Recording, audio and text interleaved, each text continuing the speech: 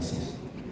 Karena menurut saya bansos ini adalah kewajiban negara dan rakyat berhak mendapatkannya. Tapi kita punya problem, karena banyak klaim yang diberikan seolah-olah ini bantuan orang per orang atau kelompok.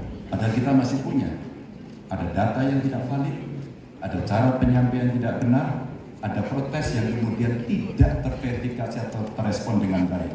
Ini yang menjadi pertanyaan saya kepada Pak Anies adalah, menurut Pak Anies kira-kira bagaimana tata kelola bansos agar satu tidak saling klaim, dua bisa tepat sasaran, tiga tidak menimbulkan kecemburuan-kecemburuan, sehingga inilah satu harapan yang betul-betul bisa diterima oleh rakyat.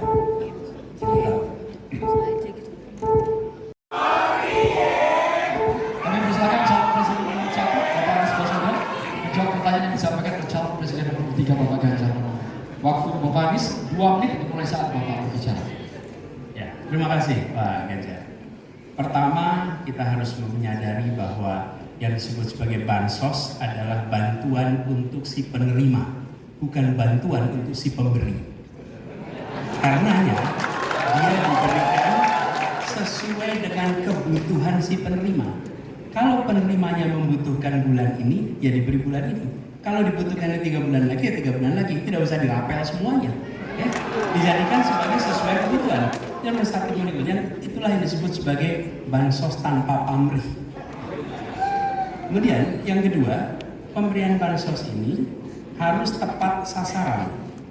Artinya diberikan melalui pendataan yang baik, informasi data itu harus akurat, dan mekanisme pemberiannya melalui jalur birokrasi, bukan dibagikan di pinggir jalan, tapi dibagikan langsung di lokasi menggunakan jalur birokrasi.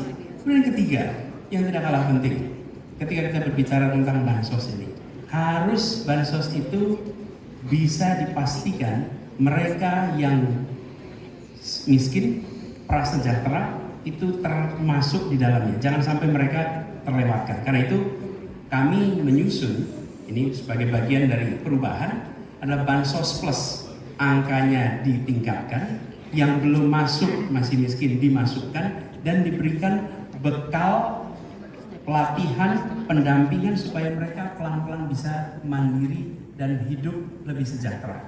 Jadi kami melihat ketika sampai kepada bansos, bansos ini adalah atas nama negara. Ketika saya bertugas di Jakarta, semua paket bansos di kerdusnya diberikan label dibiayai APBD DKI Jakarta, bukan dari gubernur, dari uang rakyat lewat APBD DKI Jakarta. Jelas maksudnya.